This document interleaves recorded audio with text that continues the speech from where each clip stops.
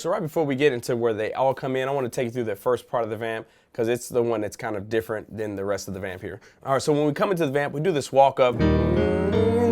So it's 1, 2, 3, 4, and you can do this a few different ways. Sometimes I like to follow that like that, just in thirds. So really simple is what I'm saying. Like you don't want to like play like, you know, that's a lot for this part, okay? So I do like that, you can do it, or you can do it like that, okay? So either way, so the first one, so I'm tripping off that F to G, like that, into the A flat, or you can come down here. Again, I'm just very simple is my point here. You just don't want to play like all, like, you know, E flat, F minor 7, and then, you know, E flat over G.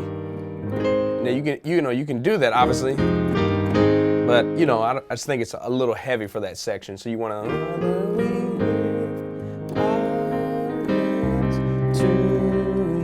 so right there, just 4, 6, 5, 3, 4, 6, and 1, 5, and then this part right here.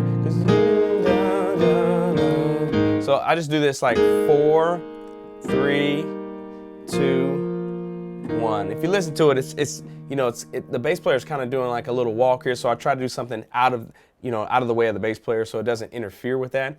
And so I'm just kind of following that walk down that the vocals are doing.